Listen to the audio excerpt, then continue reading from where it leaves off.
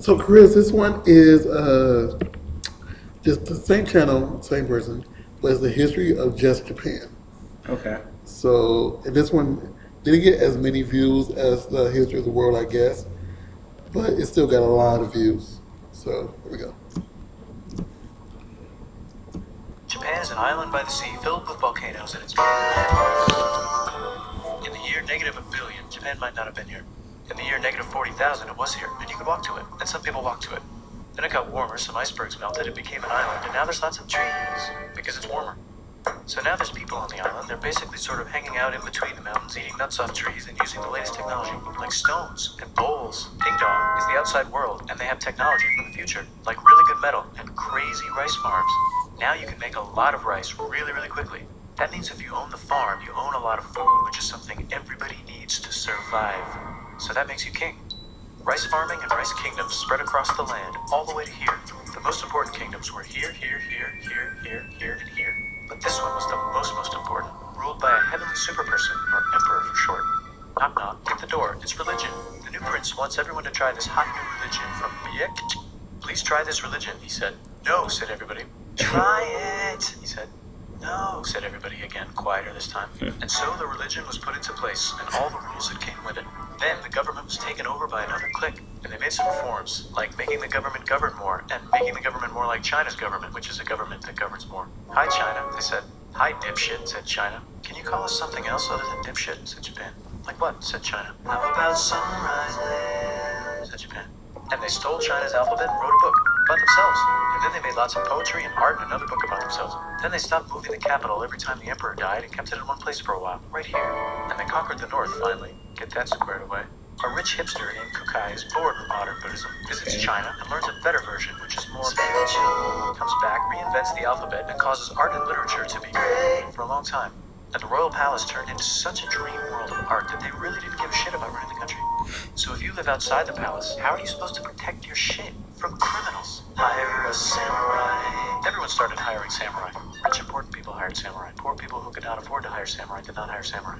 The samurai became organized and powerful, more powerful than the government, so they made their own military government here. They let the emperor still be emperor, but the shogun is actually in control. Breaking news, the Mongols have invaded China. We've invaded China, said the Mongols. Please respect us, or else we might invade you as well. Okay, said Japan. So the Mongols came over, ready for war, and died in a tornado. But they tried again, and had a nice time fighting with the Japanese, but then died in a tornado. Then the emperor overthrows the shogunate, then the shogunate overthrows him back and moves to Kyoto and makes a new shogunate. And the emperor can still dress like an emperor if he wants, that's fine. There's more art, like painting with less colors, collaborative poetry, plays, monkey fun, tea parties, gardening, architecture, flowers. It's time for who's going to be the next shogun. Usually it's the shogun's kid, but the shogun doesn't have a kid, so he tries to get his brother to quit being a monk and be the next shogun. He says okay, but then the shogun has a kid. So now who's it gonna be? Vote now on your phones. And everyone voted so hard that the palace caught on fire and burned down. The shogun actually didn't care, he was off somewhere doing poetry. And the whole country broke into pieces. Everyone is fighting with each other for local power, and it's anybody's game. Knock knock, it's Europe. No, they're not here to take over. They just want to sell some shit, like clocks, and guns, and cheeses. So that's cool, but everyone's still fighting each other for control, now with guns. And wouldn't it be nice to control the capital, which right now is puppets, with no one controlling them? This clan is ready to make a run for it, but first they have to trample this smaller clan, which is in the way. Surprise, the smaller clan wins, and the leader of that clan steals the idea of invading the capital and invades the capital. And it goes very well. He's about halfway through conquering Japan when someone who works for him kills him, and then someone else who works for him kills them, and that guy finishes conquering Japan. And then he confiscated everybody's swords, and made some rules. And now I'm going to invade Korea, and then hopefully China, he said, and failed, and also died. But before he died, he told these 5 guys to take care of his 5-year-old son until he's old enough to be the next ruler of Japan. And the 5 guys said, yeah, right, it's not going to be this kid, it's going to be one of us, because we're grown-ups. And it's probably going to be this guy, who happens to be way more rich and powerful than the others. A lot of people support him, but a lot of people support not supporting him. They have a fight, and he wins, and starts a new government, right here. And he still lets the emperor emperor dress like an emperor and have very nice things. But don't get confused. This is the new government, and they are very strict. So strict they close the country. No one can leave, and no one can come in. Except for the Dutch, if they want to buy and sell shit. But they have to do it right here. Now that the entire country was not at war with itself, the population increased a lot. Business increased, schools were built, roads were built, everyone learned to read, books were published, there was poetry, plays, sexy times, puppet shows, and Dutch studies. People started to study European science from books they bought from the Dutch. We're talking geography, skeletons, physics, chemistry, astronomy, and maybe even electricity. Over time, the economic and cultural prosperity began to gradually slow down. Knock knock. It's the United States, with huge boats, guns, gunboats. Open the country. Stop having it be closed, said the United States. There's really nothing they can do, so they signed a contract that lets the United States, Britain, and Russia visit Japan anytime they want. Choshu and Satsuma hated this. That sucks, they said. This sucks. And with almost very little outside help, they overthrew the Shogunate and somehow made the emperor again and moved him to Edo, which they renamed Eastern Capital. They made a new government, which was a lot more Western. They made a new constitution that was pretty Western, and a military that was pretty Western. And do you know what else is Western? That's right, it's conquering stuff. So what can we conquer? Korea. They conquer Korea, taking it from its previous owner, China, and then go a little bit further. And Russia rushes in out of nowhere and says, "Stop, no, you can't take that. We were going to build a railroad through here to try to get some warm water." And Russia builds their railroad, supervised by a shit ton of soldiers. And then when the railroad was done, they downgrade it to a fuck ton. Did I say downgrade? I meant upgrade. And Japan says, "Can you maybe chill?" And Russia says, "How about maybe you chill?" Japan is kind of scared of Russia. You'll never guess who's also kind of scared of Russia. Great Britain. So Japan and Great Britain make an alliance together so they can be a little less scared of Russia.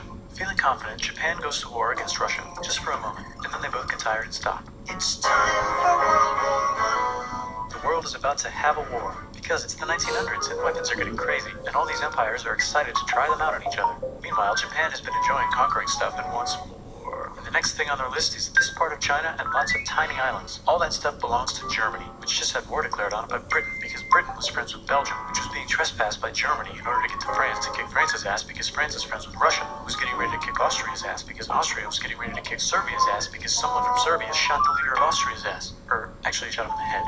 And Britain is currently friends with Japan, so you know what that means. Duh, Japan should take the islands, which they wanted to do anyway, so they called Britain on the telly to sort of let them know. And then they did it. And they also helped Britain a little here and there with some errands and stuff. Now the war is over, and congratulations, Japan, you technically fought in the war, which means you get to sit at the negotiating table with the big dudes, where they decided who owns what. And yes, Japan gets to keep all that shit they stole from Germany. You also get to join the post-war mega alliance, the League of Nations, whose mission statement is to try not to take over the world. The Great Depression is bad, and Japan's economy is now crappy, but the military is doing just fine, and it invades Manchuria. And the League of Nations is like, no, don't do that. If you're in the League of Nations, you're not supposed to take over the world. And Japan said, how about I do anyway? And Japan invaded more and more and more and more of China, and was planning to invade the entire East. You've got mail. It's from Germany, the new leader of Germany. He has a cool mustache, and he's trying to take over the world and needs friends. This also got forwarded to Italy. They all decided to be friends because they had so much in common. It's time for World War II. Germany is invading the neighbors. Then they invade the neighbors' neighbors. Then the neighbors' neighbors' neighbors, who happen to be Britain, said, holy shit. And the United States started helping Britain because they are good friends, and started not helping Japan because they're friends and our friends are not friends. Plus they're planning on invading the entire ocean. The United States is also working on a large, very huge bomb, bigger than any other bomb, ever, just in case. But they still haven't joined the war. War looks bad on TV, and the United States is really starting to care about their image. But then Japan spits on them in Hawaii and challenges them to war, and they say yes. And then Germany, as a symbol of friendship, declares war on the United States also. So the United States goes to war in Europe, and they help the gang chase Germany back into Germany. And they also start chasing Japan back into Japan. And they haven't used the bomb yet, and are curious to see if it works, so they drop it on Japan. They actually dropped two.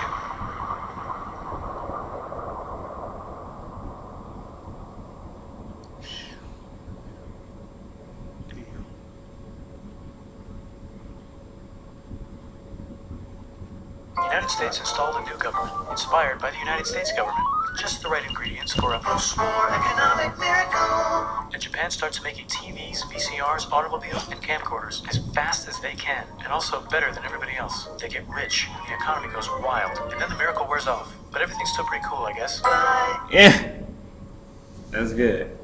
I like that one. Does he have more? That's the only two he had up so far. Damn, that was good. Let me return this phone call. You gotta call your woman.